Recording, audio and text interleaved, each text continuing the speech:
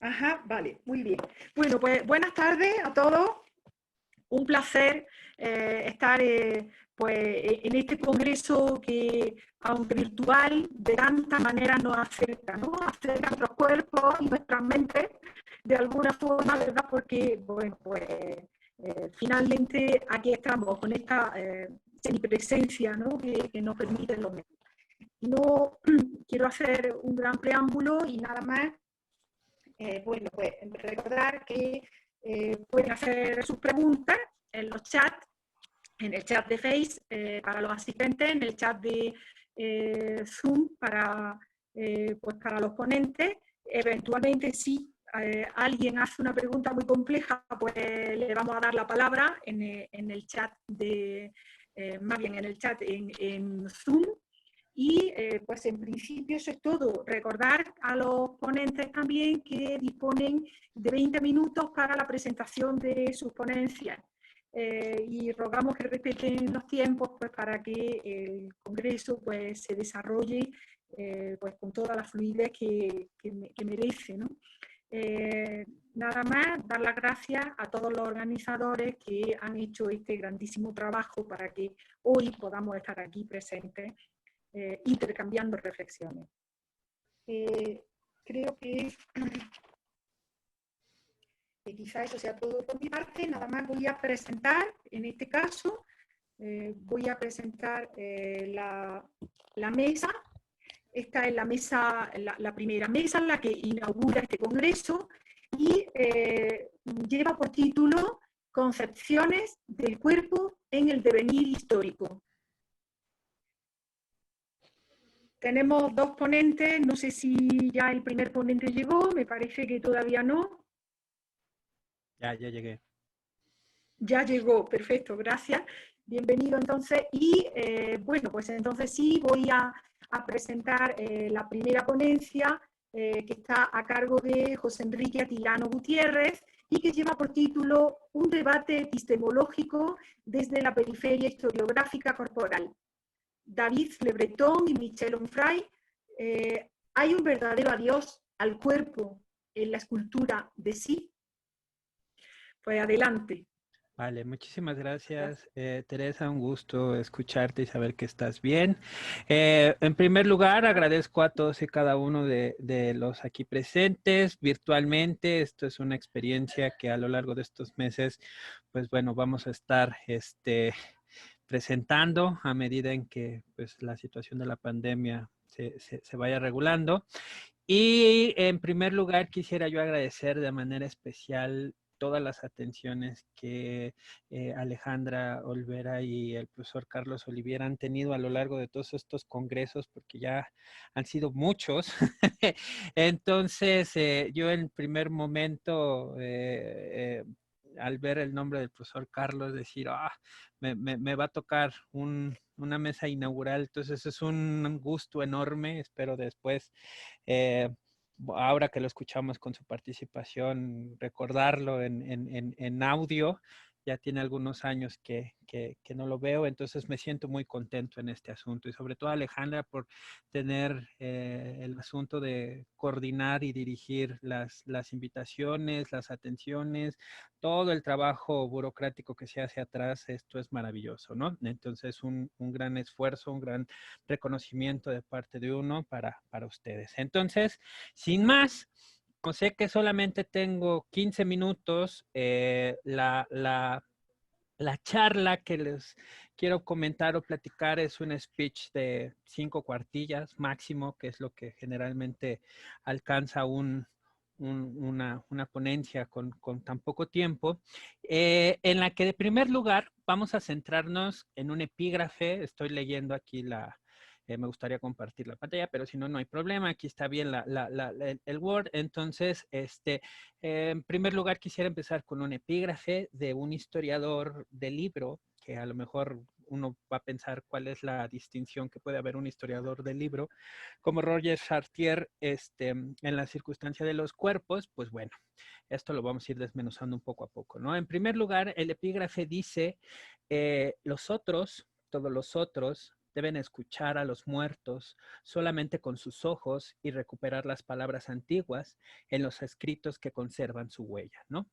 Esto lo dice en un texto de más o menos reciente publicación que se titula La mano del autor y el espíritu del impresor, ¿no?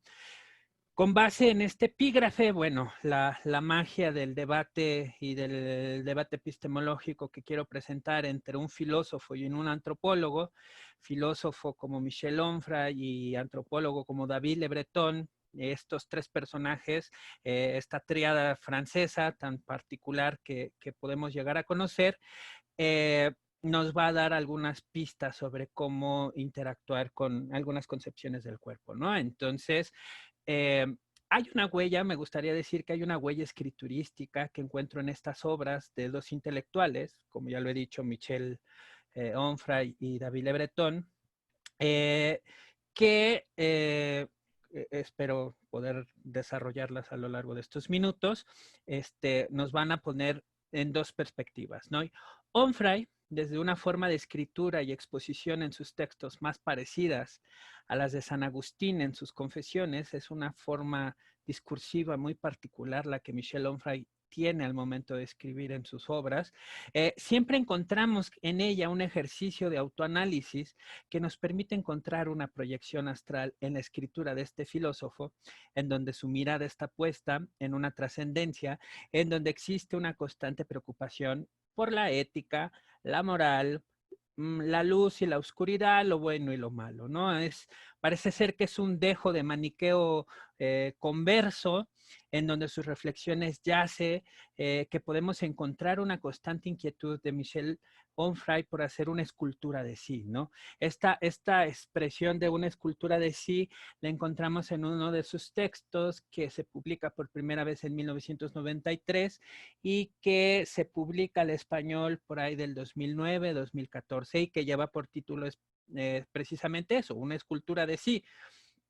Esta escultura de sí en comparación de filósofos o intelectuales de la talla como Foucault, Deleuze o Derrida, solo por nombrar una tríada ya súper explosiva de por sí, el asunto de esta escritura que Michel Onfray nos presenta está centrado sobre todo en las pasiones, en lo material, en lo que él llama un hedonismo naturalista de la carne, ¿no?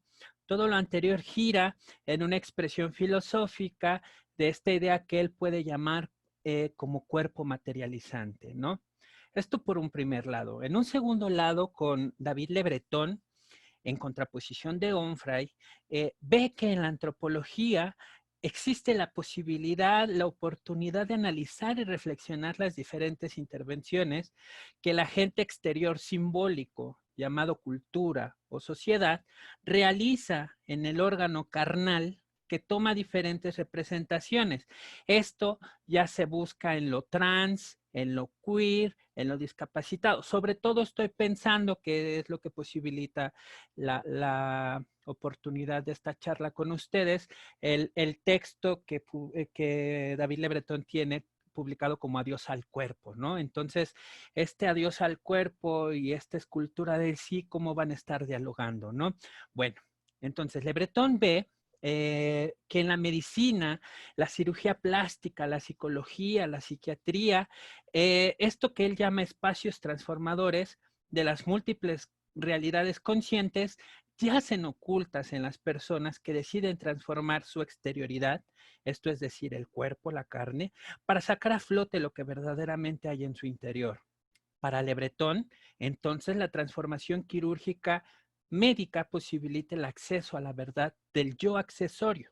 Somos en tanto podemos tener las condiciones, los medios, posibilidades de un cambio real de nuestros deseos, de nuestros anhelos, de lo que creemos que somos. Nuestro panorama de comunicación rondará entonces entre el yo hedonista materializante de Onfray y el yo transubstancial fronterizo de David Le Breton, ¿no? Entonces, de manera concreta, y esto porque creo que ya me quedan 5 minutos máximo, ¿cómo se puede ver? A ver, la situación del yo hedonista materializante, en palabras de Michel Onfray conlleva a una reflexión filosófica que siempre viene en una relación espejo con el artista, con con lo que él va a llamar el condorcete, ¿no? En este sentido, desarrolla esta figura del condorcete a lo largo del texto de la escultura de sí como alguien que obtiene las posibilidades de crear ideas en las cuales no es necesario o no importa el cuerpo material o carnitivo que se tiene, sino son las proyecciones idealistas que se tiene. Por eso la figura del filósofo, por eso la figura del pintor, la figura de aquellos que practican una técnica, hasta del novelista. Sobre todo es muy curioso porque siempre en las introducciones de los libros de Michel Onfray nos cuenta como pequeños, grandes episodios de su vida, de infancia. Sobre todo me acuerdo mucho en este texto de La fuerza del existir, que él escribe lo que era vivir en un orfanato, ¿no? Entonces, este dejo que va haciéndonos narrar en su escritura, nos convierte en una posibilidad de pensarnos fuera. A partir de esta escritura nos permite vernos fuera de lo que en carne somos, ¿no?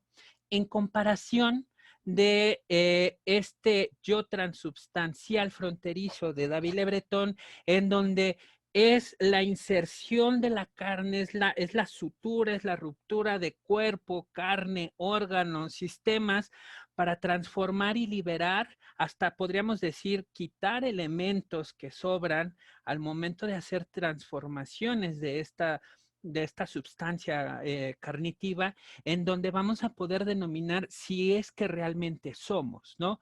En este texto de Adiós al cuerpo, como lo puede ser también en otros textos como los ejercicios que tiene sobre la adolescencia, los textos que tiene sobre el tatuaje, los textos que tiene sobre el silencio, el caminar, todas estas cosas que él desde la antropología y sobre todo una antropología de las emociones va problematizando en Occidente. Él nos dice que esta exterioridad o esta irritación, hasta una irritación pareciera ser conceptualmente entendida como lo que Niklas Luhmann podría decir en esta teoría de sistemas, o sea, no es tanto el individuo, sino las relaciones comunicativas o institucionales que se hacen en estas sociedades las que agreden al sujeto y por eso lo transforman y lo permiten y le permiten construir un símbolo, un diálogo, un código entre ellos mismos, va a poder se va a poder ver esa respuesta, ¿no? Esa transformación que en la transgresión del cuerpo entre esta cuestión liminal de lo fronterizo de ser, no ser, parece ser, o sea, estas situaciones de nominalistas, de saber quién es al que tenemos enfrente, a quién nos interpela, David Le Breton va a estar muy entrado en esa circunstancia de sobre quién estamos mencionando, con quién estamos comunicándonos, ¿no? Al momento de tener a alguien con estas circunstancias enfrente. Más que Michel Onfray se vuelve a repetir con esta circunstancia que sí pareciera ser que con sus contrahistorias, con sus contrafilosofías, que son ejercicios maravillosos de pensar esta contraparte oculta o lo que las escuelas filosóficas dominantes de Occidente dejaron de lado. O sea, uno de los textos que a mí en lo personal me encanta de este personaje es el cristianismo hedonista, ¿no? Este texto editado por Anagrama, en donde hace ver que en vez de esta escuela ascética del cuerpo del cristianismo guiada por San Pablo, hay una escuela en donde el placer del cuerpo y en donde esta religión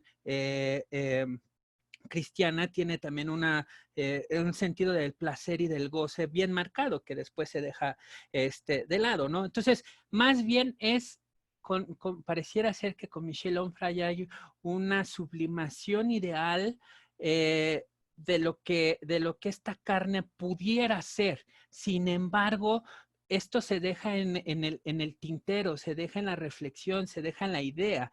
No hay o sea, sabemos que la letra transgrede, sabemos que no por nada el personaje tiene una universidad hecha por él mismo, rompiéndose estas estructuras, pero que hay una idealización que todavía parece ser muy contenida en la reflexión, ¿no? Sobre todo en estos últimos textos que sacó sobre el cosmos y el espacio, que son unas cosas maravillosas, parece ahí todavía una explicación sobre lo que pudiera ser un cuerpo o una corporalidad dejada en las últimas postrimerías de la postrimerías, quizás se diga, me pueden corregir después, de la filosofía occidental, ¿no? Dejarlo todo como en esta proyección de conceptos tan fuertes como tiempo y espacio, pero que vuelvo a repetir y con esto voy terminando, en su escritura, en su narrativa, hay una invitación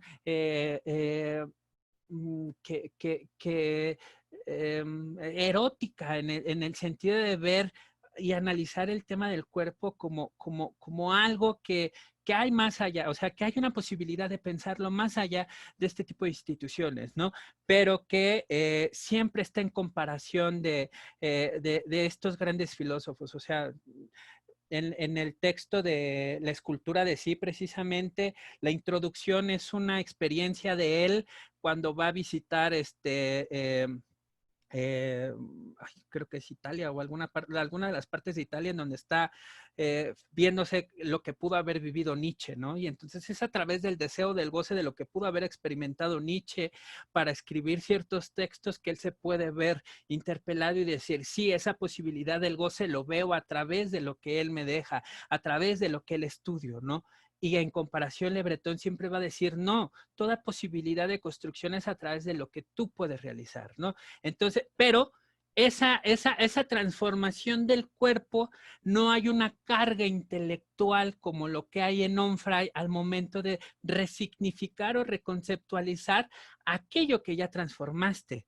Es algo que se queda en esa transformación que es irritable, que es impactal, pero que es difícil pronunciarla. De hecho, por eso David Le Breton lo menciona con el extremo contemporáneo, ¿no? Es el subtítulo de su libro de Adiós al cuerpo, ¿no? Filosofías y escrituras en el extremo contemporáneo, porque ese extremo contemporáneo es esa se diluye la modernidad o contemporaneidad y no es totalmente aprensible en un concepto, ¿no? Entonces él trata de ponerlo en estas circunstancias fronterizas o de márgenes, ¿no?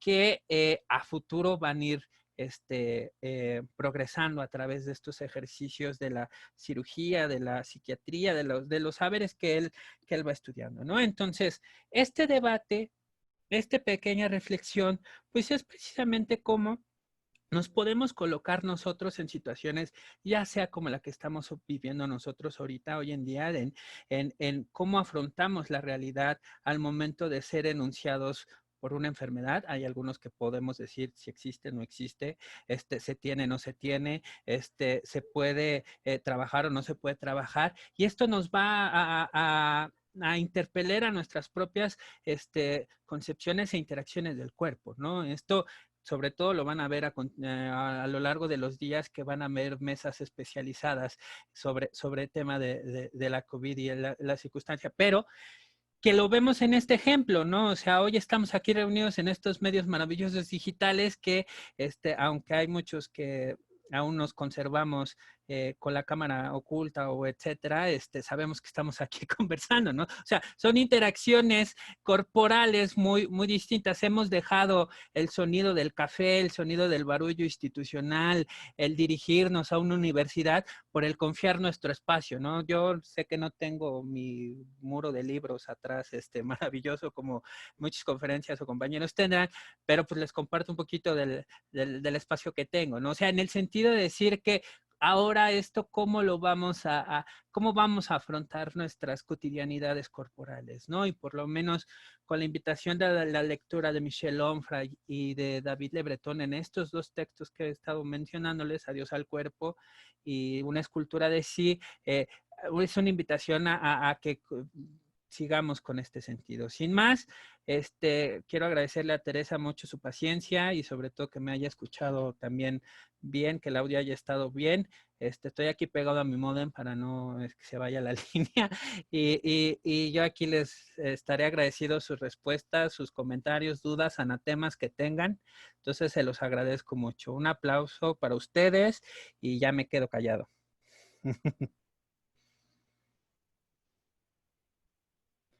Tu audio, Tere, tu micrófono nada más. Yo ya apago el mío.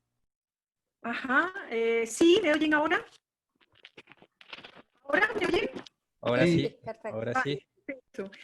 Sí, decía bueno, que muchas gracias, muy agradecida por esta presentación y aunque aún tenía unos minutos más, es decir, sobraban algunos minutos, pero bueno, pues así vamos ganando un poco de tiempo también para la posibilidad de las preguntas y el diálogo posterior. A continuación, entonces, a continuación damos paso a la siguiente ponencia que corre a cargo de Carlos Olivier Toledo con el título Cuerpo y longevidad en el protestantismo en México, 1880-1925. Pues adelante, Carlos. Gracias, Marta. Enrique, gracias también por tus palabras. Eres correspondido. Bueno, les debo comentar rápidamente que al saber, digamos, que iba a estar en una mesa que, digamos, iba a discutir asuntos de orden historiográfico, pues decidí mover mi temática para, pues, no parecer tan disonante respecto a la ponencia que me antecedía. Entonces, bueno, pues, porque además debo confesar que bueno, a David Le Breton ya tiene algunos años que lo leí, yo creo que hará un poco más de pues, 15 años que lo habré empezado a leer. Y Michel Onfray pues se ha vuelto uno de los personajes que me ha parecido, digamos, muy interesante. Tengo entendido, digamos, que este documento de la escultura de Sí tiene su antecedente, que es la construcción de Sí. Entonces, bueno, pues yo quise un poco como tratar de ponerme a tono, si bien no con las temáticas en sí, sí por lo menos con ciertos elementos que nos van a poder, pues por lo menos no hacer tan disonante esta propuesta. Entonces a mí me gustaría incorporar a otros dos filósofos, el caso de Paul Ricoeur y el caso de André Comes-Ponville. André Comes-Ponville, que también es un anarquista amigo de Michel Onfray, y que también se pronuncia como materialista. Entonces, bueno, espero que qué bueno que no se agotó sus 20 minutos porque así yo me los puedo comer. Entonces, bueno, lo que hice ahora fue intitular este trabajo como Cuerpo y Des-Esperanza, como Cuerpo y Des-Esperanza en el año del COVID. Y les anuncio o les adelanto que no voy a hablar nada del COVID, pero era un buen pretexto. Se trata de reflexionar en esta ocasión sobre las posibilidades que nos ofrecen los estudios corporales para incidir en una transformación de orden social. Un poco proponer hacia dónde podríamos mirar o hacia dónde deberíamos mirar para generar tal incidencia. Al final no debemos olvidar que cualquier campo de conocimiento o estudio siempre debe estar al servicio de la vida, ayudar en su comprensión y en la creación de nuevas prácticas, saberes y éticas que hagan de esta vida algo verdaderamente vivible. Si algo he aprendido durante estos últimos 10 años de realización de este evento, es que siempre es preferible partir de una triste verdad que de una falsa alegría. Y como sostendrá André Comes-Ponville, se trata de pensar no lo que me hace feliz, sino lo que me parece verdadero, a condición de que trate de encontrar ante esta verdad, por muy triste o angustiosa que sea, el máximo de felicidad posible. Por ello, esta propuesta que ahora les traigo tiene la intención de jugarse entre las bondades de los estudios corporales y sus tristes verdades. Pienso que si queremos trascender e ir más allá de lo que hasta ahora hemos hecho, debemos trastocar, fisurar o, de ser posible, fracturar al sistema económico que nos atraviesa. Y para ello debemos reconocer los obstáculos a los que los estudios corporales se enfrentan. El cuerpo es una fábrica. Sabemos de sobra que este no es algo que ya esté dado en sí, que no existe como tal. A diferencia de la carne o del organismo, sobre el cuerpo se escritura. Se puede escribir sobre él y de hecho eso sucede desde que llegamos al mundo. Hace poco más de 10 años sostuve la idea de que el cuerpo podía jugarse entre dos elementos fundamentales del imaginario social. Por un lado, la ideología y por otro lado, la utopía. No podía ser para menos. Si el cuerpo es una fábrica o una construcción social, entonces había que pensar cómo se fabricaba y cuáles eran los elementos constitutivos del fenómeno ideológico que se insertaban en él. Paul Ricoeur, filósofo hermeneuta y estudioso de la sospecha, hace algunos años fallecido, fue mi interlocutor. Con su investigación sobre la ideología y la utopía, tremendo esfuerzo intelectual que en verdad hizo este filósofo y que me parece ha sido subvalorado, pude encontrar las posibilidades para establecer mi reflexión. Me interesaba por un lado pensar cómo es que el cuerpo era atravesado por el fenómeno ideológico, cómo es que lo configuraba, lo sujetaba y por supuesto lo sometía. Pero las cosas no debía dejarlas así. En el siglo XIX, el anarquista Plotino Rodacanati dijo que siempre tenemos la manía de destruir sin proponer nada a cambio. Por eso no podía conformarme con pensar críticamente. Había que pensar desde un otro lugar. El fenómeno utópico me servía como recurso para pensar el cuerpo. Tenía que reflexionar sobre cuáles eran nuestras condiciones de posibilidad para subvertir al fenómeno ideológico. Por lo menos en principio, justo es lo que me ofrecía la utopía. Por supuesto que Paul Ricoeur, por lo menos en esta investigación, nunca pensó en el cuerpo. Sin embargo, desde el momento en que el cuerpo puede ser pensado como una construcción social, se legitimaba la posibilidad de pensar su propuesta en dirección hacia mis propios intereses. Digamos que lo forcé a hablar. En su investigación hizo una especie de integración y al mismo tiempo propuso una serie de características inherentes al fenómeno ideológico. Desde Carlos Marx hasta Clifford Geertz, pasando por Karl Mannheim, entre otros varios, estableció que la ideología poseía tres características fundamentales que van de lo más superficial a lo más profundo. La primera de ellas consiste en la deformación de la realidad. La segunda surge a partir del hecho de que si el Estado deforma la realidad, solo esa condición de legitimar su propio poder. Es el proyecto de Estado lo que está en juego. Este no puede desmoronarse porque si tal cosa sucede, la comunidad quedará acéfala. Y justo será la tercera y más profunda de las características del fenómeno ideológico, la integración de la comunidad. La ideología es un fenómeno que por naturaleza tiende a universalizar la vida. En estos términos, la pluralidad también puede ser parte de un proyecto de Estado universalizante. La ideología siempre será vertical y autoritaria, y el Estado buscará a través de las tres funciones ideológicas prolongar su proyecto. Justo será por ello, por la necesidad de prolongar su poder, que se llegará a una petrificación de la vida. En estos términos, la vida, el cuerpo, se verán atravesados por reglamentaciones gubernamentales, presupuestos científicos, conminaciones morales y éticas, disposiciones dietéticas, higiénicas, circulación de bienes físicos y culturales y en general, la configuración de imaginarios. En concreto y en términos Foucaultianos, el cuerpo estará sujeto a dispositivos. Y parece por lo menos, así lo ha demostrado la historia, que no podemos salir de ellos. Se trataba entonces de pensar al cuerpo en tres atravesamientos, lo deformante, lo legitimante y lo aglutinado o integrado. De lo que se trata al final es de poseer un cuerpo social uniforme, universal, silencioso, dócil, integrado. Será por esta miseria de la ideología que se deberá establecer una oposición, y esta no puede surgir de otro lugar más que de la utopía, del mundo posible, y no de lo dado. Lo que Paul Ricoeur al final sostiene es que si la ideología deriva en la petrificación de la vida, la utopía es su refresco, una disidencia que subvierte a lo instituido. En efecto, si la ideología estabiliza el sentido de la comunidad, lo que hace la utopía es una desestabilización, es un quebranto con la norma, una ruptura con lo que pretende homogeneizar la existencia. La utopía emerge como una contestación a la ideología que supone que las cosas están bien como son.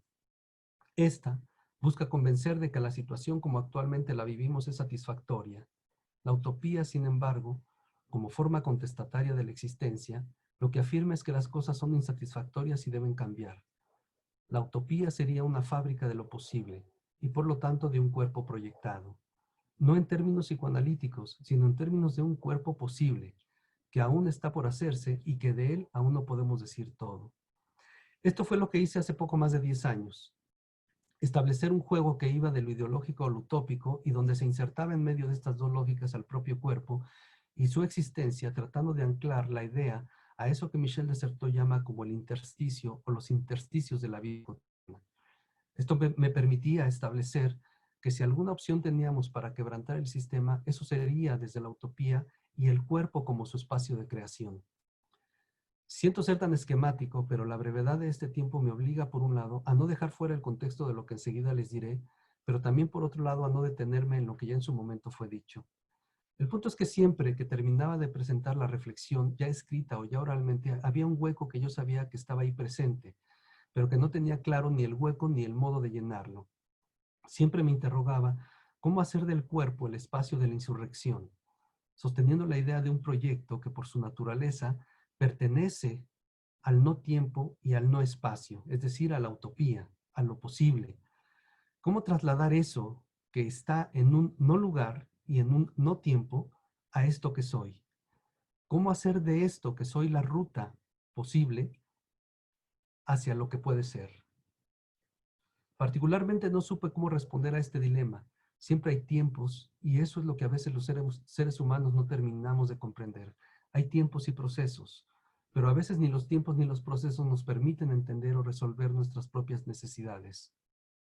Han tenido que pasar años para que yo pueda volver a reflexionar sobre esta tesis y buscar una salida a este atolladero. El cuerpo no puede ser esperando a ser. El cuerpo, entendido como una fábrica, solo puede ser siendo y enfrentando el proyecto utópico con los acantilados y abrojos que su propia existencia le presente en el presente. Es la desesperanza. Sería entonces esta, la desesperanza, la condición de un cuerpo arraigado en el aquí de su espacio y en el ahora de su tiempo. André Comte sostuvo que los mayores momentos de infelicidad que él ha tenido radica en que siempre se encontraba esperando algo, y que la frustración se producía cuando la esperanza no coincidía con la vida vivida. Por eso, si el mundo y la vida parecen absurdos, es porque no responden a nuestras esperanzas. El absurdo desaparece para quien ha dejado de esperar, para quien no queda más que lo real. La absoluta y simplísima positividad de lo real. La utopía, decía Ricoeur, tenía esa función positiva, la de poner en cuestión la vida, pero también había un riesgo tremendo en la utopía, la de que ésta se volviera una fuga de la realidad. Por eso establecer al cuerpo como utopía puede implicar el riesgo de dejarlo fuera, por más absurdo que parezca, de este mundo. Se trata entonces de dejar la esperanza atrás para encontrarnos con el presente de nuestra realidad, tal como la conocemos ahora, y simultáneamente lleve hacia la transformación del mundo, del cuerpo social, como ya lo proyectamos. Pero en efecto, no se trata de prohibirse esperar ni de esperar la desesperación. Como yo lo afirmó este filósofo, se trata en el orden teórico de creer un poco menos y de conocer un poco más. En el orden práctico, político, ético, se trata de esperar un poco menos y de actuar un poco más. Por último, en el orden afectivo o espiritual, se trata de esperar un poco menos y de amar un poco más. Hacer en síntesis del cuerpo el lugar del conocer, del practicar y del amar. Para el autor de la felicidad desesperadamente, esperar es desear sin saber, sin poder y sin gozar. Conocer, poder y gozar del cuerpo presente, expresión que tomo de Francisco Varela, es lo que se pone en juego cuando se apuesta a la utopía como el lugar del refugio, de la fuga. Por eso debe haber una especie de toma de conciencia, sugerida por André. No se trata de vivir en el instante, lo cito, se trata de vivir en el presente. No hay elección, pero en un presente que dura, que incluye una relación presente con el pasado, la memoria, la fidelidad, la gratitud, y una relación presente con el futuro, el proyecto, el programa, la previsión, la confianza, el fantasma. La sabiduría no es ni amnesia ni abulia. Dejar de esperar o esperar menos. no significa dejar de acordarse ni renunciar a imaginar o querer. Es fincarse en un presente que anide la esperanza para lo que hay que hacer, que se haga haciendo, que logre logrando, que se fabrique fabricando. Ese es el sentido profundo del conocer, del actuar y del amar. Un poco más. Yo por mientras me quedo por ahora con conocer lo que a mí y a mis contemporáneos nos ha tocado y nos sigue tocando vivir. Y lo que me parece estar viviendo, o se está viviendo, es un estado de sitio. Un estado de sitio en que ahora se encuentra el cuerpo. Después de toda esta década, las cifras negativas se han incrementado, por lo menos en México. Muy probablemente, aunque en Colombia, Bolivia, Argentina, Venezuela, no están viviendo las mismas circunstancias, seguramente también deben estar viviendo cosas muy semejantes. Asesinatos, secuestros, tortura, violencia, desapariciones forzadas, persecución política. Hemos visto cómo se han generado incluso entre los cárteles nuevas formas de exterminio. Incluso no solamente buscan aniquilar al cuerpo, sino también a su propia identidad e historia. No dejar rastro de él. Vemos la continua violación a los derechos de la mujer. Los niños siguen siendo esclavizados, vendidos, prostituidos, raptados, asesinados para luego vender sus órganos. Las personas de la vida cotidiana seguimos siendo reos de las empresas farmacéuticas, alimentarias e indumentarias. Seguimos siendo presas de imaginarios que nos esclavizan en cuanto a nuestras propias condiciones corporales. Los campos de salud, ya mental, ya corporal, se han vuelto los dueños de un conocimiento que solo le debe pertenecer a aquel que se encuentra desposeído. Son procesos de cura que funcionan para el mejor postor. Ahora no somos más que ignorantes de los propios procesos de vida y del modo en que funciona el mundo. Hemos dejado de ser los artesanos de nuestra propia existencia, como lo habrá afirmado en su momento Richard Sennett. El cuerpo que soy, que somos, está sitiado y pienso que si bien han habido avances tremendos desde distintos campos del saber, los estudios corporales no han generado una verdadera y profunda transformación de lo que podemos llamar como el cuerpo social, que también somos. Esta es para mí una de las tristes verdades de los estudios corporales. Y pienso que estas se fundamentan en tres elementos. Aunque quizá no me dé tiempo de hablar de los tres elementos, por lo menos intentaré platicar de dos. El primero consistiría en que aún no se ha avanzado del todo en el establecimiento de una dialógica corporal. Seguimos atravesados por los monólogos. Aún no somos capaces de entender, o mejor dicho, de trascender nuestra pequeña parcela existencial para establecer un diálogo profundo con el otro. La discriminación sigue entre nosotros. Vemos incluso que es casi moneda corriente ver cómo hombres históricamente han y siguen violentando a las mujeres. Pero también varios grupos de mujeres son ya incapaces de establecer lazos solidarios con hombres, también atravesados por el dolor, por la marginalidad y la sensibilidad de la exclusión. No cabe duda que entre algunos grupos de mujeres hay una defensa casi llegada al dogma y a la intolerancia que ha derivado en una ruptura entre los otros. Lo que no hay duda, los que no hay duda pueden ser buenos interlocutores y apoyo para el cambio. Comunidades de homosexuales que entre sí se discriminan, unas por ser vestidas y otras por no serlo. Y en medio de toda esa discriminación está el cuerpo. Negros discriminando a los blancos, también a su propia raza. Los tiempos actuales son tiempos de soliloquios, de un individualismo y etnocentrismo que no cede. Necesitamos que los estudios corporales deriven en una trascendencia del cuerpo en su nivel egocéntrico y etnocéntrico, que trasciendan el individualismo burgués para generar un verdadero reencuentro con el otro. Los estudios corporales, por lo tanto, no deben apelar a la aceptación del otro, ni tampoco a la tolerancia. Deben buscar el verdadero encuentro con el otro fundado en lo singular plural. Por ello, crear teorías y prácticas del reconocimiento como del reencuentro es algo que se antoja urgente. 2. En buena medida, los estudios corporalistas padecen de la misma miseria que los estudios racionalistas o espiritualistas. Son antropocéntricos. Teorizamos sobre el cuerpo humano que somos y usamos, cuerpos de hombres y mujeres. Establecimos que la razón era el máximo logro de los hombres y las mujeres. También hemos desarrollado espiritualidades creyendo que somos los hombres y mujeres los únicos que las poseemos. Pero no hemos entendido aún que hasta que no desarrollemos un encuentro entre nosotros y las otras especies, las que también tienen cuerpo, no podremos terminar de comprender lo que significa vivir en este planeta.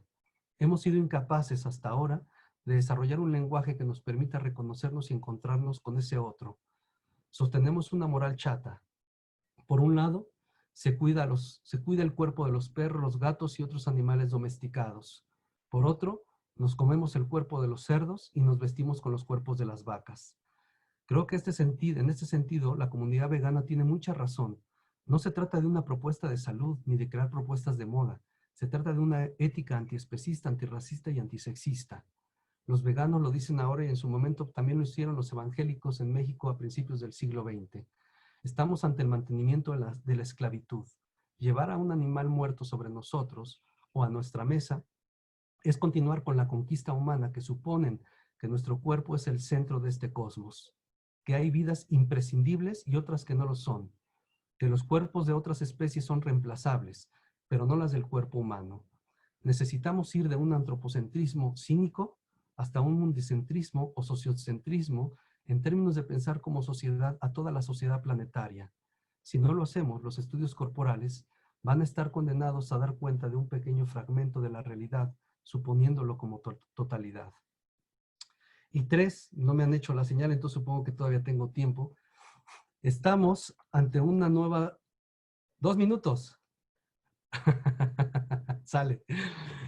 Y 3, estamos ante un problema en verdad complejo, del que ya nos había anunciado Enrique.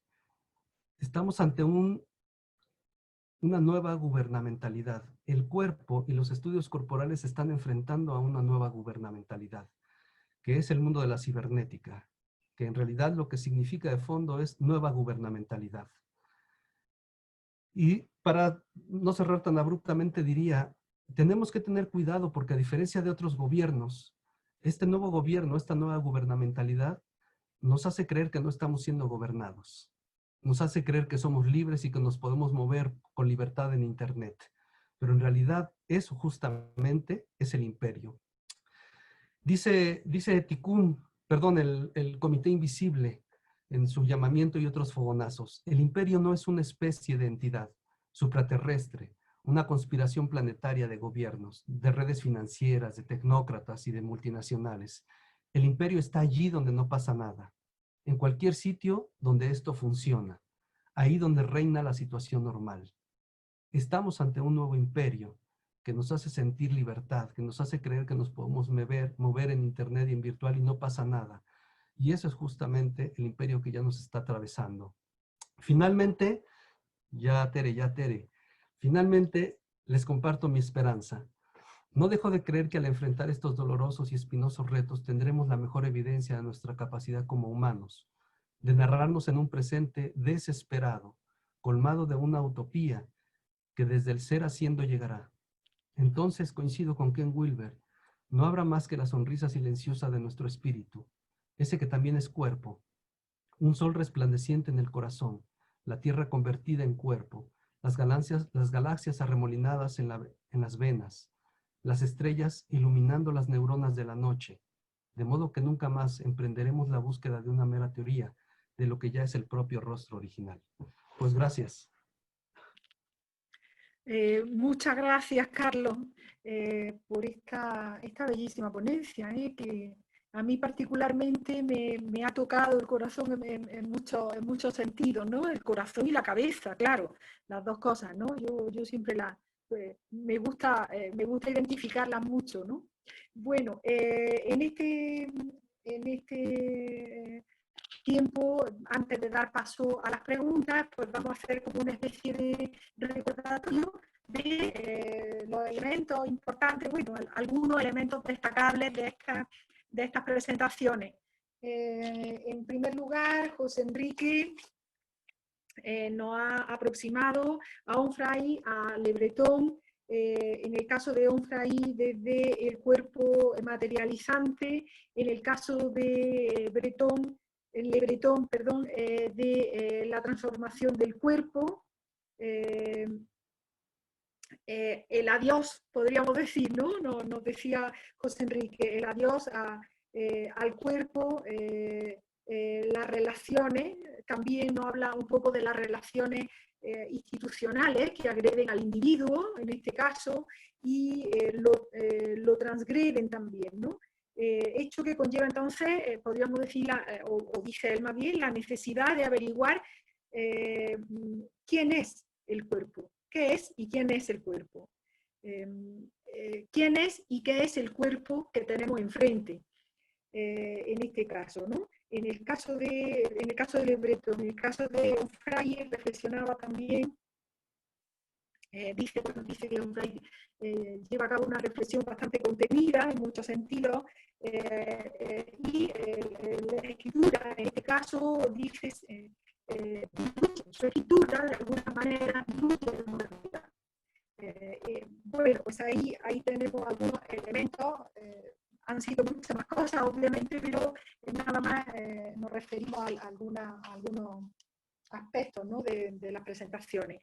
En el caso de Carlos, hay muchísimos elementos que habría que destacar, pero bueno, vamos a ver algunos en particular. Nos habla del cuerpo de dos elementos, desde la ideología y desde la utopía, y entendiendo que la ideología pues nos dice que las cosas están bien, que todo debe permanecer así, mientras que la utopía es una ruptura con la norma, nos dice Carlos. Parte en muchos sentidos de la reflexión de Paul Ricoeur, y nos dice también que el cuerpo solo puede ser siendo, y la condición actual a la que se enfrenta es a la desesperanza. Desesperanza, ¿no? No obstante, se trata de esperar, dice Carlos, y me gustó mucho esta idea, de esperar un poco menos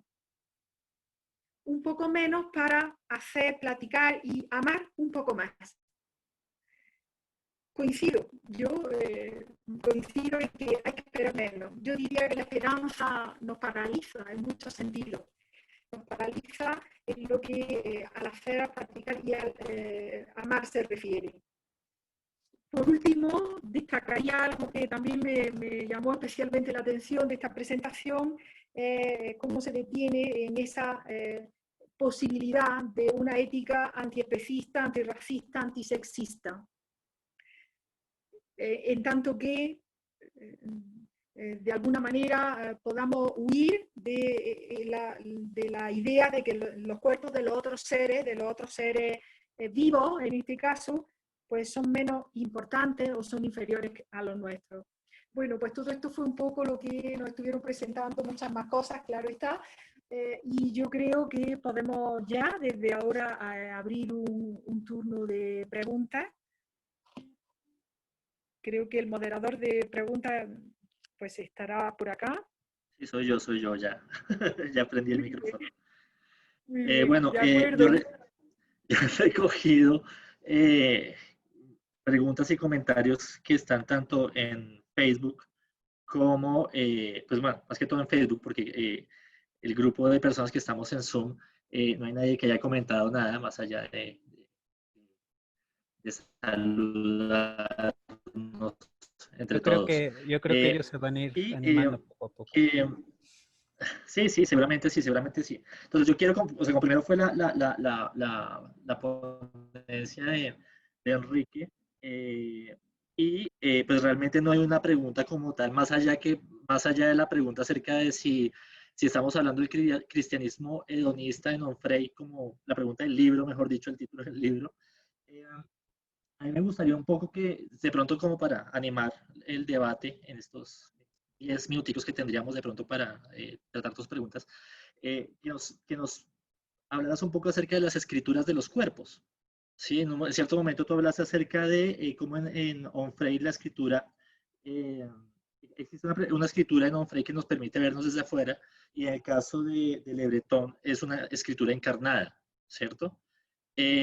¿Podrías de pronto profundizar un poquito en eso a la luz de pronto de una pregunta que le realizaron a Carlos, pero que podemos luego conectar con Carlos, que tiene que ver con si el cuerpo produce la sociedad que lo construye o viceversa, ¿sí? ¿Qué incidencia pueden tener este tipo de escrituras, esta escritura encarnada y esta escritura hedonista, por decirlo así, de Onfray, en esa construcción de cuerpo social y en cómo la sociedad también se construye a partir de esos cuerpos, ¿no? Vale, pues les agradezco mucho, igual para también no quitar mucho tiempo. Sí, em, pareciera ser que cuando estas grafías del cuerpo uno trata de abordarlas, mucho de lo que el profesor Carlos comentaba tiene que ver con el asunto de cómo vamos a interpelar a futuro, ¿no? O sea, desde el presente, cómo vamos a estar condicionándonos a qué tipo de cuerpo somos los que dejamos en la escritura, ¿no? O sea, me recordó mucho lo que... A ver, el profesor Carlos decía que Riquer no trabajó el cuerpo como sí, sin embargo, sí se refiere, sobre todo en el trabajo de Memoria, Historia y Olvido, cuando hace el trabajo de Michel Desserteau y Michel Foucault, sobre todo, y Norbert Elias, estos ejercicios de cómo la sociedad se ve. Si se escucha la campana de la basura es que es tiempo de la basura y yo ya la tiré en la mañana. Esto es lo maravilloso de las conferencias ahora en casa. Todos estos ruidos cotidianos son geniales. Dejamos los clink clink de las tazas de café por ahora la cotidianidad. Bueno, ya pasó ahora sí. Entonces, eso me dispara mi TDA también. Entonces, este asunto de preocuparnos sobre qué tipo de escrituras o qué tipo de cuerpos hay a través de que uno va escribiendo, obviamente tiene que ver con, si no una circunstancia de ideología, por lo menos una postulación de qué es lo que estoy dejando al momento de que escribo, ¿no? ¿Qué dejo de ser y qué confío en la medida en que estoy escribiendo, ¿no? ¿Por qué? Porque pareciera ser que en este dejo de responsabilidades sobre ciertos temas, uno puede tomar la total libertad de dejar una circunstancia abierta de a ver qué impacto tiene lo que uno está haciendo, o realmente hay una responsabilidad en lo que se está diciendo, ¿no? Que es este caso, por ejemplo, de el profesor Carlos mencionaba a Michel Desserteau, al compañero amigo de Onfray, ¿no? Que si bien hay ciertas circunstancias que podríamos decir que no debería de competirlo, sí hay un propósito muy ¿no? Hay un propósito muy fuerte en cuanto a qué tipo de conciencias son a las que estamos hablando. Ahora bien, para Onfray, eso dentro de su escritura lo deja. ¿Por qué? Porque está combatiendo contra esta ideología o esta idea occidental que conocemos. O sea, por eso decía que si con sus contrahistorias o sus contrafilosofías son un ejercicio brutal de ver la otra cara de aquello que se enuncia o se esconde, sobre todo en este texto del cristianismo hedonista o en los ultras de la Ilustración, o creo que hay uno que acaban de traducir que es sobre capitalismo y algo así del siglo XIX. O sea, ¿a qué voy? Pareciera ser que hay un tipo de escritura en Onfray en donde hay un señalamiento hacia lo que generalmente no gana. O sea, pareciera ser que está haciendo ¿cómo podríamos decir? Un panegírico de las memorias derrotadas o de las ideas derrotadas, que también son cuerpos, que también tuvieron nombre, que también convivieron en un momento determinado y que al no ser una idea o al no ser una historia o una serie de conceptos institucionalmente aceptados, ¡pum!, se deja de lado. Ya para terminar, eso lo ve en contraposición Le Breton, porque Le Breton es lo que a través vuelvo a decir, clínica, medicina, institución, psicología, todos estos espacios transformadores del cuerpo que ya hay un dejamiento de victoria en eso de transformar o conducir a los cuerpos que necesitan ser transformados, ¿qué sucede? Esa transformación también es insatisfactoria, no es del totalmente completa. Hay un dejo, hay una especie de vacío. Entonces, entre ese vacío institucional que se transforma en uno mismo, a ese vacío discursivo derrotado que pudiera haber, existe una conexión que aquí terminaría la participación como una oración o una frase que decía Michel Desserteau, habrá alguien que lo responda a futuro, ¿no? O sea, como lo decía el profesor Carlos, habrá sus tiempos, sus momentos, porque ahorita pareciera ser que podríamos nada más seleccionarlos o señalarlos. La respuesta tendrá en su momento, o habrá quien nos lo responda de mayor tranquilidad, pero ¿por qué? Porque el propio tiempo en el que nosotros estamos viviendo, como ahorita la cuestión tecnológica, etcétera, de acercarnos así, son abruptos, ¿no? Entonces eso nos va a llevar a reconfigurar estas escrituras corporales, ¿no? Ya me callo. Listo, Enrique, muchas gracias. Bueno, hay dos comentarios. Uno de Circe Miranda, que dice, me gustaría comentar que la transformación del cuerpo no solo es la exteriorización de lo interno, sino además ha expresado roles de poder o estatus social a lo largo del tiempo. Así los africanos transforman sus cuerpos, las mujeres de la India se embellecen para Krishna, las mujeres en China deformaron sus pies, etc. Y hay otro comentario de Adriana Feldenkrais, que dice, Carlos, las estrellas arremolinadas en las venas, fue así, te voy a citar, si me lo permites, besos, abrazos, flores por todos lados. Y hay otras tres preguntas que quiero como comentar que de pronto podría ya abordar Carlos un poco más directamente. El primero, pues, es más o menos la pregunta que le hacía a Enrique, que tiene que ver acerca de si el cuerpo produce la sociedad que lo construye. Eso lo pregunta Claudia Mayarino Flores. Y a la par, Maite Acosta de Miss Hans pregunta si la nacionalidad transforma la identidad del cuerpo y viceversa. Entonces, no sé si tú puedes empezar por esta parte, también como para conectar con lo que venía diciendo Enrique. Uno es el cuerpo produce la sociedad que lo construye y el otro sí, la nacionalidad transforma la identidad de esos cuerpos.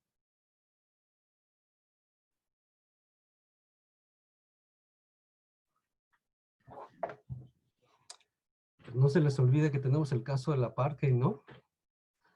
En África, que justamente una de las propuestas de Estado tenía que ver con la diversificación de los cuerpos y que justamente la diversificación, a diferencia de cómo se ha considerado en Occidente, en el caso de África resultó ser justamente un modo de aniquilamiento y de sometimiento de los otros. Entonces sí, por supuesto que la nacionalidad, en tanto establece su propio proyecto de Estado, no solo transforma, puede aniquilar los cuerpos sin ningún problema.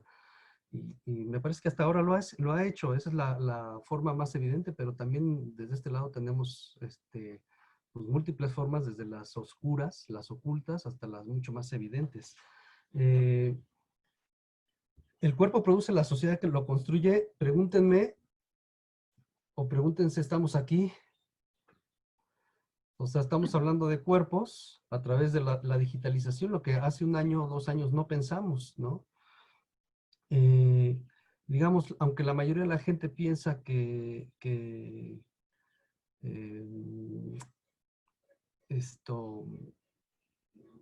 digamos esto no tiene un impacto en nuestra forma de interactuar, pues efectivamente, como ya lo dijo Enrique, los cuerpos, o no sé si fue sí, Enrique, y bueno, también lo menciona Alejandra, evidentemente aquí estamos conformando una suerte de interacción, estamos aprendiendo a leer el cuerpo de un modo en que no estábamos acostumbrados, y estas nuevas lecturas, estas nuevas formas de relación, o más bien estas formas de relación impuestas, porque nuevas en realidad ya está desde poco antes de que cerrara el siglo XX, ya se venía trabajando con esta virtualización de la vida, pero ahora nos hemos visto obligados. Entonces, ahora nos estamos viendo forzados a interactuar, porque efectivamente, como lo dijo Alejandra, estamos aquí, somos cuerpo. O sea, el hecho de que estemos digitalizando la interacción no significa que dejemos al cuerpo. Seguimos siendo cuerpo, aunque el cuerpo se tiene que acomodar a una nueva configuración que no es por elección, es impuesta. Entonces, por un lado, hay un Estado que impone, pero por otro lado, al mismo tiempo, y lo que creo que ni los sociólogos más avispados como Zygmunt Bauman o Richard Sennett, ni siquiera ellos mismos reconocían que en la vida online, a partir de la vida online, ya no sabemos qué va a pasar. Y por lo tanto, cómo se van a producir las nuevas configuraciones producidas por una imposición de Estado, no sabemos qué es lo que viene. Estamos en ensayos, estamos a tientas, estamos atentadas, pero en realidad no sabemos lo que viene. Ya Ulrich Beck, por ejemplo, en sus el normal caos del amor, por ejemplo, ya en realidad ya visoraba cómo es que se están estableciendo nuevas relaciones amorosas entre migrantes, cómo se están produciendo las relaciones sexuales virtuales, etcétera. Pero sin duda que ante esto que estamos viviendo en masa, muy probablemente yo no creo que haya alguien que pueda saber para dónde vamos. O sea, todo está a partir de un ensayo que se está produciendo en una nueva gubernamentalidad. Entonces, sí, no podemos dejar de pensar esta bidireccionalidad. El Estado produce al cuerpo, pero al mismo tiempo el cuerpo, en la medida en que establece sus propios procesos poéticos, sus propios momentos de creatividad, en ese momento habrá algo que quién sabe para dónde vaya. Estamos ante un nuevo momento. Hay al respecto una pregunta que hace Ernesto Moreno, que aparece en Facebook como PumEdPum. Él pregunta que si podría ser el espacio virtual el lugar común donde es posible la proyección del cuerpo utópico que tú nombrabas.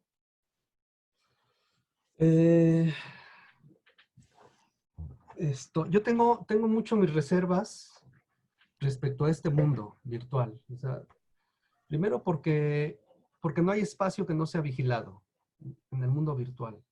Todavía no encuentro dónde están en la virtualización, dónde están esos intersticios, digamos, donde podemos ocultarnos, donde podemos subvertir, donde podemos quebrar, ¿no? Digamos, cuando un niño va a un columpio, sabemos bien cómo subvierte el columpio. El columpio está hecho para algo, pero de pronto cuando nos damos cuenta que el niño ya no está sentado en el columpio, que está trepado y que está colgándose de los pies, etcétera, sabemos desde ese momento que ya subvirtió la lógica del poder. Se acomodó al poder y lo subvirtió.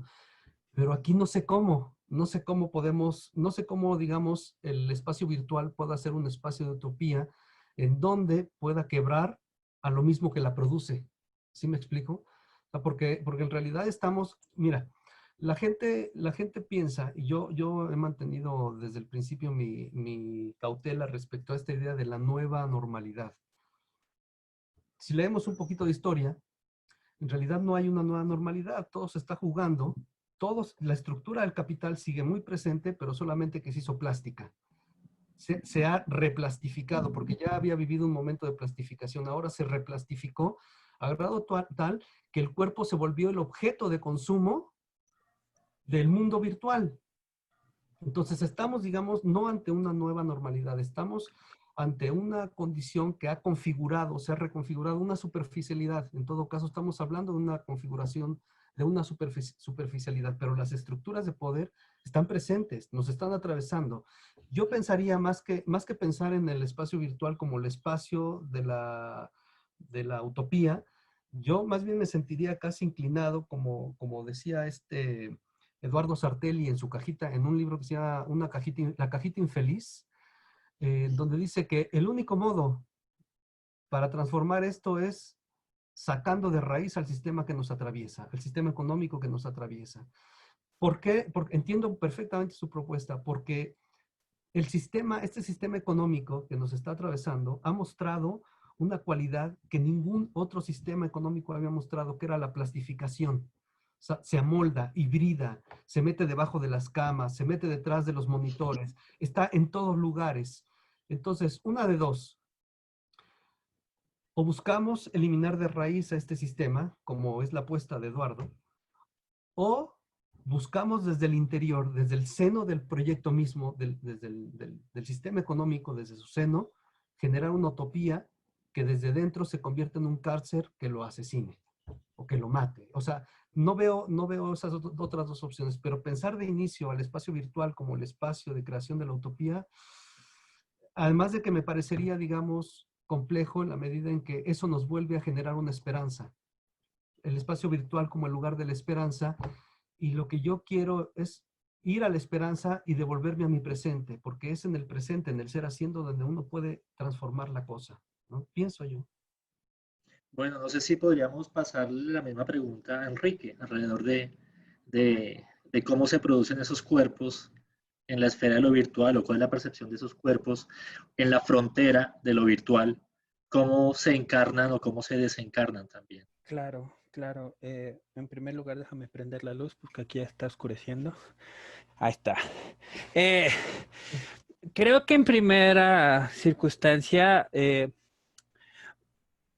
a ver, sobre todo interpelando a los colegas, compañeros, amistades y conocidos que tenemos, que nos están escuchando tanto en Facebook como los que estamos aquí poquitos en Zoom, creo que tenemos la necesidad siempre, ya sea por ego, por investigación o porque la institución no los exige a crear espacios de diálogos como los de ahorita, ¿no?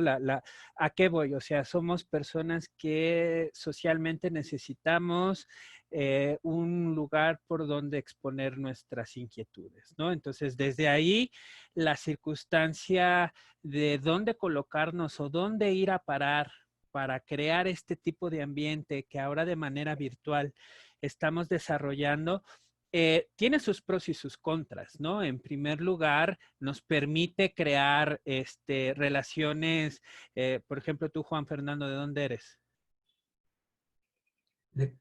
Es de Colombia. Ah, está de Colombia. Teresa, España. España, ahí está. Entonces, esa es una de las cosas maravillosas y hermosas, que además ustedes son los dos únicos, aparte de Carlos y su servidor, que aquí en el grupo de Zoom nos vemos nuestras caras, nuestros rostros, ¿no? Y si yo veo el nombre de Filomena, de Nadia, de María, de Cindy, de Ronald, Erika, pues nada más la foto de Víctor, nada más estoy interactuando digitalmente con ellos. Hola Filomena, hola Nadia, ¿cómo están? Mucho gusto. Ya ves, hay una respuesta irritable ante esa enunciación de un nombre. A eso es a lo que, o sea, irritación en el sentido de propuesta, invitación, ¿no? Que era lo que les decía en cierto sentido. Alejandra Maravillosa la conozco por voz y los videos que nos mandó para los ponentes y para los que vamos a liderar mesas y acompañar, pero ahorita veo una foto hermosa de ella, ¿no? O sea, a lo que voy es ese dejo de seguridad o interacción que este tipo de interacciones nos va a condicionar, ¿no? Ahora, lo mismo, las cuestiones positivas, pues es eso, ¿no? La integración internacional que tenemos. Hay congresos, hay colegas que están despiertos siendo 3, 4 de la mañana y están viendo este tipo de conferencias. O sea, esa noción temporal espacial también se ve transgredida en ese sentido, ¿no? Pero que si no es que hasta el señalamiento de alguien que interpela y te tiene enfrente y quiere conocerte sobre todo, creo que esta interacción digital solamente va a quedar en un registro simbólico. O sea, no hay, como lo decía el profesor Carlos, no hay una cosa más resignificativa que la propia tecnología o lo digital. Porque si todos y ustedes que nos están escuchando son estudiantes o son profesores, el simple hecho de asistir y ver el nombre, Cindy Barrera, María, Nadia, o sea, sin ver la cara, el rostro, que David Le Breton tiene un texto sobre eso de el rostro, ver la cara, parece ser que nada más es el nombre y que tu teléfono, tu audio esté apagado para saber que hay una asistencia digital de esa persona. Sin embargo, cuando uno la invita y le dice, a ver, ¿qué piensas, Filomena? Quiero escuchar tu voz, ¿cómo estás? ¿Estás bien? Etcétera. Hasta ahí va a haber una respuesta. Ahí está Alejandra, mira querida, un abrazo. Que hay una invitación, un rechazo también, que a ver, esto va a ser importante que entendamos. Todo este tipo de comunicaciones digitales va a ser como el arte, como todo el saber occidental, una aceptación o un rechazo. Creo que los que estudian la teoría de la recepción estética van a tener que reconfigurar mucho sus postulaciones a través de estas nuevas posturas, ¿no? Entonces, Nadia, quedaste muy bien, esos chinos son poderosos. Entonces, esto es a lo que vamos, ¿no? Este tipo de interacciones son, que además también aquellos ídolos que teníamos de la historia del tiempo de la vida privada, que yo acá tengo mis 10 tomos de Taurus de 1980 y tantos, vamos a tener que volver a crear nuevos textos sobre la historia de la vida privada íntima, personalizada, individualizada, porque ahora la tengo que condicionar a la realidad digital. ¿Por qué? Porque ustedes nosotros como profesores o alumnos estamos, o sea, ustedes pueden ver aquí mi cuarto, mis libros, mi etcétera, pero es mi espacio, o el caso del profesor Carlos será su estudio, o alguien en el baño, en la cocina, etcétera, no importa, o sea, y aquí tendremos que reconfigurarnos, es invasión, es privación de nuestra, no sé. Aquí va a ser reescribir y poner a condicionar ante estas nuevas realidades esto que expresamos con un foco tan maravilloso como la cámara, el internet y espacios como estos que nos invitan a platicar de estos temas, ¿no? Les mando un abrazo a todos. Acá yo estoy con ustedes todavía. Listo, Enrique, muchas gracias. Yo quiero como cerrar para no dejar en el aire como 3 comentarios que hay en Facebook también, pues que no se pueden responder ya por cuestión de tiempo porque ya son las 6:30 aquí en Colombia y creo que en el resto de América, en México y eso, y pues toca pasar a la siguiente mesa. Pero pues para no dejarlos como en visto a las personas que plantearon sus preguntas y que pueden ser contestadas más adelante en alguna otra mesa durante el seminario, ¿por qué no? El primero es un comentario de Andrea Carolina, no sé qué apellido. El uso de la palabra petrificación me parece súper alusiva. Sería ideal si hay tiempo de profundizar en ella. Y pues bueno, quedamos petrificados con el tiempo y pues no podemos como avanzar. Claudia Hashi dice que dentro del mundo al que pertenecemos, las emociones y los sentimientos son un complejo mecanismo con el que nos expresamos y el cuerpo entonces, creo yo, también acompaña esta transformación. ¿Habrá un cambio entonces a partir de la tecnología? Un poco como hablando también acerca de los afectos y toda esta cuestión. Y desde Ecuador, Jorge Yumikinga nos dice cómo hablar de lo colectivo en el distanciamiento de los cuerpos y en el nuevo disciplinamiento para el aprendizaje, cuando lo virtual es una posibilidad para comunicarnos. Bueno, pues creo que esas preguntas surgirán una y otra vez durante el congreso y pues podemos irlas abordando luego, o pues bueno, de pronto alguno de los ponentes que vienen de la segunda mesa, de pronto puedan avanzar con estas inquietudes que nos afectan a todos, ¿no? Fer, ¿me darías un minuto como para tratar es que estos comentarios... Un minuto, Carlos, un minuto. No me tardo. Es que los comentarios que hace Alma Gabriela, que dice, ¿qué hay de las nuevas comunidades que se forman de manera virtual a pesar de la situación sanitaria? La poiesis siempre logra escurrirse entre las mediaciones del sistema que coartan las libertades virtuales.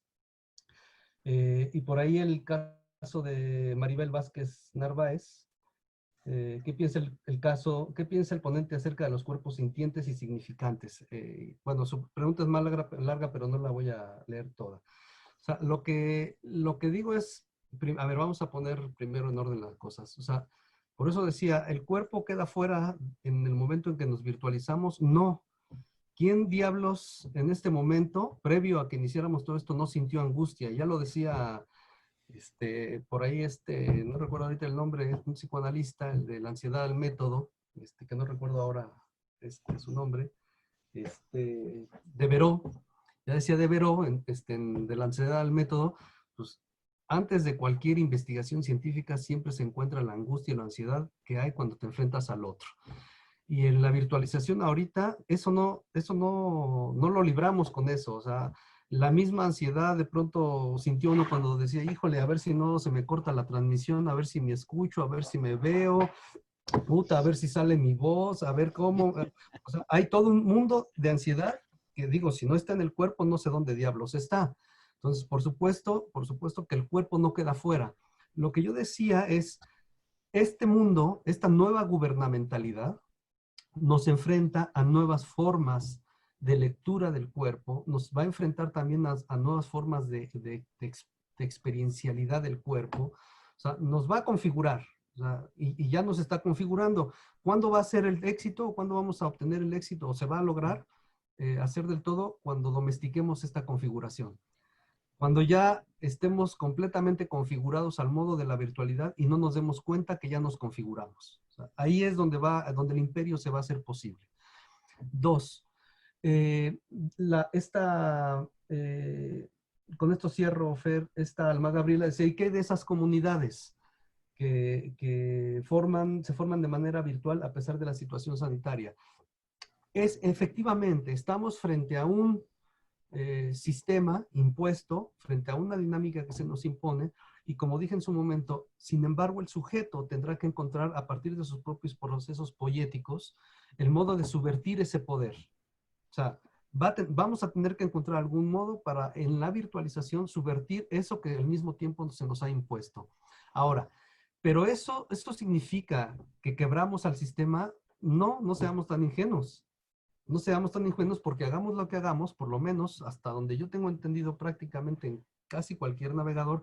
Y digo casi porque otros navegadores están, por ejemplo, al margen de Google, de Edge ahora, de Safari, etcétera. Hay otros navegadores que se están proponiendo como navegadores que respetan la privacidad de las búsquedas, etcétera. Pero digamos, si pensamos que la mayoría de la gente usa estos navegadores comunes, pues en realidad no hay, por más procesos poéticos, hasta ahora que yo conozca, y conste que lo digo desde toda la humildad que yo conozca, pues nadie se va a escapar de la vigilancia. O sea, y te puedes escapar de la vigilancia usando algún navegador, pero seguramente usarás WhatsApp, o si no, usarás algún momento Facebook, o seguramente usarás Instagram, es decir, desde el momento en que la vida, como dijo Zygmunt Bauman, se divide desde el online y el offline, desde ese momento, si todos estamos atravesados por esa lógica, no hay nadie que se escape de una vigilancia. Ahora, lo que reivindico, por supuesto, del comentario de Alma es, y sin embargo, subvertimos. Hasta ahí cierro. Gracias. Bueno, después de este minuto que parecieron 5 minutos de Carlos, vamos a... Sí, el tiempo es relativo, el tiempo es completamente relativo. Aquí en Colombia, 1 minuto son 5 minutos en México. Sí, claro, es Oye, el ahorita, oye, es el ahorita, ya mero. ¿Me das 1 minuto? No, menos, 5. 5, exactamente. Toca hacer la conversión. Cuando... Eso lo inauguró Peña, así que es 1 minuto menos 5, ahorita. Bueno, vamos. Muchas gracias, Enrique. Muchas gracias, Carlos, por sus aportes.